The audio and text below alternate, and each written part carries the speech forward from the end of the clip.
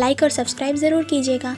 Episode 1 के part 2 में हम देखते हैं जूयॉन के पास गून का बैग आ गया था तो वो एयरपोर्ट कॉल करके बताती है और गून का फोन नंबर मांगती है ताकि वो उसे कांटेक्ट करके अपना बैग वापस ले पाए। फिर एयरपोर्ट वालों के बताने पर वो चेक करती है और उसे कांटेक्ट डिटेल्स बैग पर ही लिखा हुआ मिलता है। वो गून को कॉल करती है पर उसका कॉल बिजी होता है। गून गाड़ी चलाते हुए अपने दोस्त से बात कर रहा था जिसका नाम गुकबोंग है। गुकबोंग बच्चों को टेनिस प्रैक्टिस करवा रहा था। वो गून से पूछता है कि कल वो स्कूल रियूनियन में जा रहा है ना। गून कहता है उसने अभी तक डिसाइड नहीं किया है। गुकबोंग कहता है तुम आखिरकार अपने पहले प्यार से मिल पाओगे, तुम्हें कैसे भी जाना ही होगा। और उनके छोटे से गांव में वो सिर्फ एक ही स्कूल था तो वो उस लड़की के बारे में लोगों से पूछ सकता है। तो शायद गून अपने पहले प्यार के बारे में ज्यादा कुछ नहीं जानता है। गून अभी भी लो सेल्फ स्टीम के साथ कहता है कि मैं दोबारा उस लड़की से मिल भी गया तो वो क्यों मुझ जैसे लड़के को पसंद करेगी। ये सब सुन के गुकबोंग भी फ्रस्ट्रेट हो जाता है और उसे कॉन्फिडेंस में रहने के लिए कहता है। गून कहता है वो कॉन्फिडेंस पाले तो भी कभी मेन कैरेक्टर नहीं बन पाएगा। फिर goon big picture sports agency पहुंचता है। वो वॉशरूम में जाता है तो वहाँ उसे शिन का पोस्टर दिखता है तो वो मार्कर से उसकी आंख पर स्क्रिबल कर देता है। बाहर निकल के जाते हुए उसे एक लड़की रोक लेती है जिसका नाम चा सियोन था। सियोन एक्साइटमेंट में कहती है तुम वही फेमस टेनिस प्लेयर ली गून हो ना। गून थोड़ा खुश हो जाता है क्योंकि लोग उसे अभी भी पहचानते हैं। सियोन कहती है वो उसकी बहुत बड़ी फैन है और उसने गून को देखकर ही टेनिस खेलना शुरू करी थी। फिर सियोन पूछती है क्या वो भी इस एजेंसी के अंडर है। गून हिचकिचाते हुए हाँ कहता है क्योंकि वो सच नहीं कह रहा था। सियोन उसका मेडल दिखाने के लिए कहती है क्योंकि वो पहला कोरियन था जिसने वर्ल्ड चैंपियनशिप जीता था। गून कहता है उसने वो मेडल खो दिया है। फिर वहाँ के सीनियर होंग ज्यूमान वहाँ आते हैं और सियोन को अपने साथ ले जाते हैं। फिर गून के पास शिन आता है जिसके पास गून का मार्कर था जो वो वॉशरूम में ही भूल गया था। शिन उसे मैनेजर बोल के अपने लिए कोल्ड ड्रिंक लाने कहता है। गून कोल्ड ड्रिंक लेने जाता है तब उसे जूयॉन का कॉल आता है। जूयॉन उसे लगेज एक्सचेंज के बारे में बताती है। गून कहता है उसे एयरपोर्ट वालों ने कॉल करके बता दिया था और वो जूयॉन को अपना एड्रेस मैसेज करने कहता है ताकि वो वीकेंड्स पे रिटर्न कर पाए। जूयॉन कुछ कह पाती इससे पहले गून कॉल कट कर देता है। जूयॉन टेंशन में सोचने लगती है कि अब वो क्या करेगी क्योंकि उसे डॉक्यूमेंट कल ही चाहिए। फिर हम गून को शिन का कोल्ड ड्रिंक लाते हुए देखते हैं। शिन, सियोन और जूमान मीटिंग रूम में बैठे होते हैं। सियोन गून को भी बैठने के लिए कहती है पर जूनमान गून को इशारा करके बैठने के लिए मना करता है और फिर गून को जाके एक डॉक्यूमेंट के कॉपीज बनाने कहता है। गून उस डॉक्यूमेंट को ओपन करके देखता है और कहता है डेटा में सिर्फ नंबर्स होते हैं पर उस डेटा का प्रॉपर एनालिसिस करना जरूरी होता है। सियोन गून को उसकी रिपोर्ट का एनालिसिस करने कहती है। गून रिपोर्ट देख के कहता है तुम्हारा घुटना इंजर्ड है ना। जूनमान गुस्सा हो जाता है और गून से कहता है कि वो एक स्पोर्ट्स प्लेयर के सामने इंजरी की बात कैसे कर सकता है और फिर गून की इंसल्ट करते हुए कहता है कि उसने गून को शिन का मैनेजर सिर्फ शिन के कहने पर बनाया है। फिर उसे और डॉक्यूमेंट फेंक के देता है कॉपीज बनाने के लिए। जमीन पर से पेपर उठाते हुए गून को लोगों की आवाज सुनाई देती है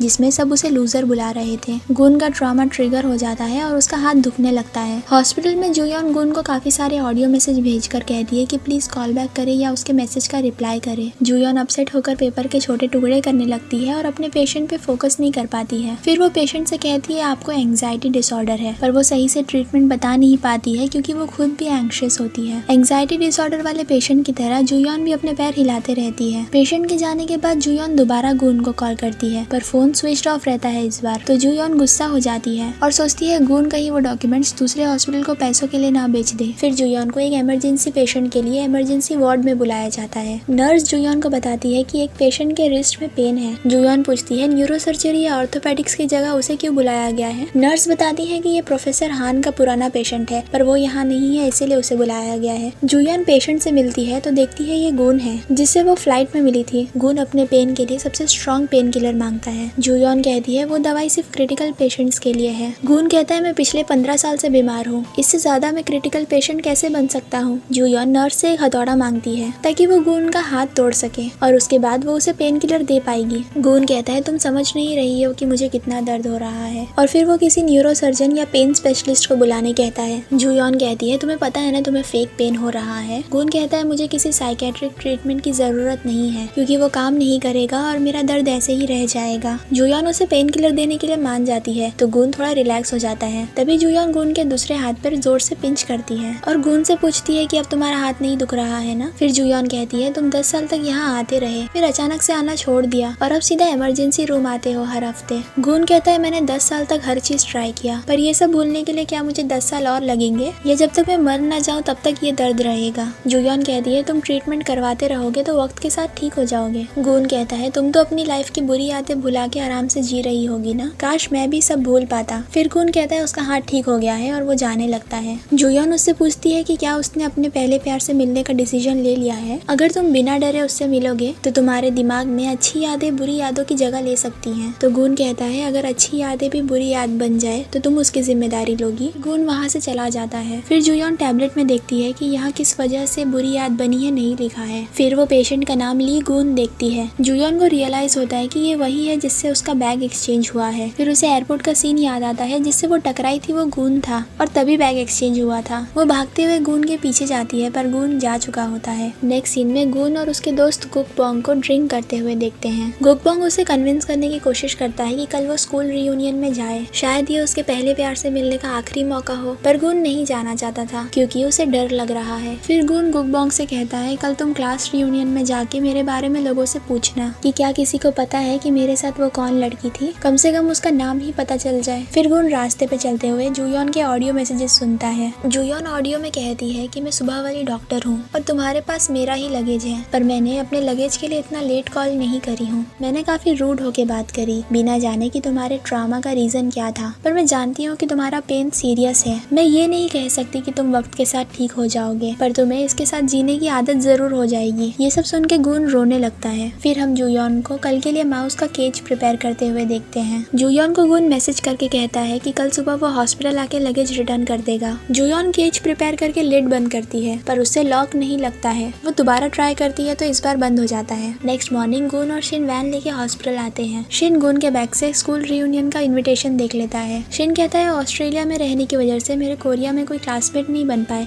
क्या मैं तुम्हारे साथ चलूं? गुन अपना इन्विटेशन छीन के वापस ले लेता है। शिन गाड़ी से उतर के कहता है कि जब मैं टेक्स्ट करूंगा तब मुझे लेने आना। गुन गाड़ी लेके वहाँ से चला जाता है। शिन भी सोचता है कि गुन अपनी बुरी याद को एक बार में भुला नहीं सकता है क्या, और फिर हॉस्पिटल में चला जाता है। गुन जुयोन को कॉल करता है उसका लगेज वापस करने के लिए, पर जुयोन कॉल पिक नहीं करती है क्योंकि डॉक्टर होंग उसे समझा रहे थे कि उसके हाथ में इस हॉस्पिटल का फ्यूचर है। अगर वो इस बजट को हासिल नहीं कर पाई तो रिसर्च आगे कंटिन्यू नहीं हो पाएगा, इसीलिए कोई भी मिस्टेक मत करना। फिर हम दोंगचिल के ऑफिस में शिन को देखते हैं। शिन वहाँ के सभी बुक्स को कलर वाइज अरेंज कर रहा था। दोंगचिल कहता है तुम्हें पता है ना कि तुम्हें स्पोर्ट्स से निकाल दिया जाएगा अगर किसी को पता चला कि तुम साइकोलॉजिकल ट्रीटमेंट करवा रहे हो। शिन कहता है हम एक दूसरे को कितने साल से जानते हैं, प्लीज मेरे कोच को मत बताइएगा और दोबारा सेम दवाई लिख के दे दीजिए। दोंगचिल कहता है मैं बिजी हूँ और उसे वहाँ से जाने के लिए कहता है। शिन पूछता है क्या फाइनली आप एक ब्लाइंड डेट पे जा रहे हैं? दोंगचिल कहता है नहीं, मुझे एक इम्पोर्टेंट रिसर्च प्रेजेंटेशन देना है। शिन एक डॉक्यूमेंट पे बैड मेमोरी इरेजर पढ़ लेता है और दोंगचिल से पूछता है क्या आप सच्ची में बुरी यादें मिटा सकते हैं? दोंगचिल कहता है ये उन मेमोरीज को सिर्फ छुपाने जैसा है। फिर हम जुयोन को देखते हैं जो लगेज लेने के लिए हॉस्पिटल में नीचे जाती है और प्रोफेसर को कॉल करके कहती है कि वो 10 मिनट में आ जाएगी। फिर हम देखते हैं जिन और बिंजुंग चूहे को न्यू केज में रखते हैं प्रेजेंटेशन में ले जाने के लिए, पर उसे कपड़े से कवर करते वक्त लॉक ओपन रह जाता है। प्रेजेंटेशन देखने के लिए सब मिनिस्टर भी आ चुके होते हैं। फिर हम देखते हैं जिन और बिंजुंग प्रेजेंटेशन के लिए चूहे के केज को ला रहे होते हैं। रास्ते में गिरी हुई कॉफी पर पैर रख के जिन फिसल जाता है और उसके हाथ से चूहे का केज छूट जाता है। वहीं सामने जुयोन भी होती है और वो चूहे के केज को गिरने से बचा लेती है, पर फिर वो लोग देखते हैं कि चूहा उस केज में नहीं है। वो लोग चूहा ढूंढने लगते हैं और उन्हें चूहा दिख जाता है। वो लोग उसके पीछे भागने लगते हैं। शिन गुन को मैसेज करके एंट्रेंस पे आने के लिए कहता है। पूरे हॉस्पिटल में जुयोन, मिंजुन और जिन चूहे को पकड़ने के लिए उसके पीछे भागते रहते हैं। वो चूहा मेन एंट्रेंस के पास आके रुक जाता है। जुयोन उसे कुछ खाने के लिए देती है ताकि वो उसके पास आ सके। तभी मेन एंट्रेंस का गेट ओपन हो जाता है और वो चूहा बाहर चला जाता है। तभी वहाँ गाड़ी लेके गुन आ जाता है और चूहा उसके नीचे दब के मर जाता है। गुन गाड़ी से उतर के अफसोस करता है कि उसका गाड़ी गंदा हो गया, उसने अभी साफ करवाया था। जुयोन पहले तो अपसेट रहती है, फिर गुस्सा हो जाती है और कहती है तुम्हें दिखाई नहीं देता है मेरा चूहा मर गया? गुन कहता है ये तुम्हारा पेट था क्या? ये मेरी गलती नहीं है, वो अचानक से मेरे सामने आ गया। पर फिर भी वो कहता है मैं कॉम्पनसेशन दे दूंगा। जुयोन कहती है वो किसी की लाइफ पे रेट कैसे लगा सकता है? क्या तुम्हें पता भी है वो मेरे लिए कितना इम्पोर्टेंट था? उस चूहे ने अपनी लाइफ सेक्रीफाइस करी थी तुम जैसे लोगों के लिए। क्या तुमने कभी अपनी लाइफ सेक्रीफाइस करी है किसी के लिए? गुन कहता है क्या तुम कहना चाहती हो इस चूहे की वैल्यू मेरे से ज्यादा है? फिर जुयोन कहती है अगर मैं उस लड़की की जगह होती तो तुम्हें रिजेक्ट कर देती, क्योंकि तुम कुछ भी कर लो पर मरते दम तक अपनी पुरानी यादों से पीछा नहीं छोड़ पाओगे। फिर जुयोन वहाँ से चले जाती है। शिन दूर से सब देख रहा था। गुन काफी अपसेट रहता है। नेक्स्ट सीन में जुयोन बारिश में खड़े होकर चूहे का फ्यूनरल मनाती है। प्रेजेंटेशन रूम में सभी वेट कर रहे होते हैं। सभी टेंशन में होते हैं कि प्रेजेंटेशन अभी तक स्टार्ट क्यों नहीं हुआ है। फिर वहाँ जुयोन आती है और सबको मरे हुए चूहे का बॉडी दिखाती है और कहती है माउस नंबर 107 आधे घंटे पहले गुजर गया। हमने सक्सेसफुली सारी बुरी यादें मिटा दी थी, तो वो सिर्फ अच्छी यादें यादों के साथ ही गुजरा है। आप सभी इमेज और ग्राफ देख के एक्सपेरिमेंट समझ गए होंगे, तो प्लीज हमें एक और चांस दीजिए और इस चूहे के सेक्रीफाइस को ऐसे वेस्ट मत होने दीजिए। आज से 100 दिनों तक हम सब्जेक्ट नंबर 8 पे आपको ये एक्सपेरिमेंट शो करेंगे। तो मिनिस्टर कहते हैं अगर ये बजट हम अप्रूव कर दें तो तुम हमें 100 दिनों बाद माउस नंबर 108 दिखाओगी। जुयॉन कहती है एक्सपेरिमेंट नंबर 108 चूहे पर नहीं,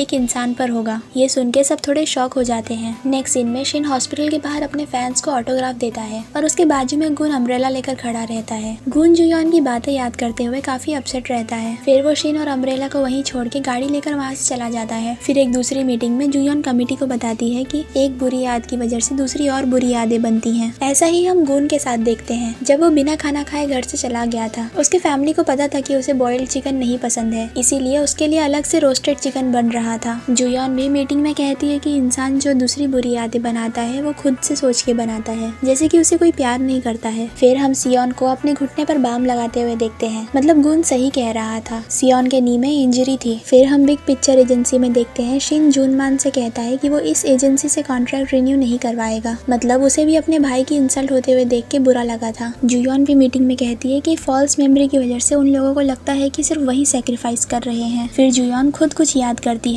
जहाँ हम एक इंसान को कहीं बंद हुए देखते हैं और इस इंसान के हाथ से एक स्टफ टॉय गिरता है। जुयॉन मीटिंग में कहती है कि हम उन बुरी यादों को मिटा सकते हैं। मैं रिक्वेस्ट करूंगी कि आप जरूरतमंद लोगों से ये मौका मत छीनिए। फिर जुयॉन मीटिंग रूम के बाहर डिसीजन आने का वेट कर रही होती है। फिर गुन को हम पानी में गिरते हुए देखते हैं। गुन को हॉस्पिटल लाया जाता है और उसके सर से काफी खून बह रहा होता है। उसके साथ शिन भी होता है। फिर वहाँ जुयॉन आती है और पूछती है इसे क्या हुआ। पैरामेडिक्स वाले बताते हैं कि ये ब्रिज से नदी में गिर गया था। शिन काफी अपसेट रहता है और दोंगचिल से कहता है कि आप प्लीज मेरी हेल्प कीजिए। फिर वो दोनों एक रूम में जाके कुछ बात करते हैं, पर क्या बात करते हैं वो हमें अभी नहीं पता है। फिर हम ऑपरेटिंग रूम में गुन के सर पे सर्जरी होते हुए देखते हैं। उसके बाजू में जुयॉन भी खड़े रहती है। जुयॉन सोचती है कि कहीं इसने मेरी बातों की वजह से अपनी जान देने की कोशिश तो नहीं किया। सर्जरी के बीच में हम देखते हैं गुन के पास्ट में से सारी बुरी यादें गायब हो जाती हैं। फिर गुन की जरा सी आंखें खुलती हैं और सामने वो जुयॉन को देखता है और साथ ही उसके फेस के साथ वो अपने बचपन के पहले प्यार का भी फेस इमेजिन करता है। फिर ऑपरेशन के बाद गुन काफी टाइम तक बेहोश रहता है और फिर एक दिन फाइनली उसकी आंख खुलती है। जुयॉन चेकअप के लिए गुन के रूम में आती है। वो थोड़ी शॉक में रहती है कि ये उठ चुका है और गुन को वहाँ बैठ के चाय पीते हुए देखती है। फिर जुयॉन गुन से पूछती है कि क्या उसे पता है कि वो कहाँ है, क्या उसे कुछ भी याद है, क्या तुम मुझे पहचान पा रहे हो। गुन हाँ कहता है। फिर जुयॉन पूछती है तुम्हें क्या लग रहा है मैं कौन हूँ। गुन कहता है आखिरकार मैं अपने पहले प्यार से मिल गया। मतलब गुन जुयॉन को अपना पहला प्यार समझने लगा है। यहाँ एपिसोड 1 खत्म होता है।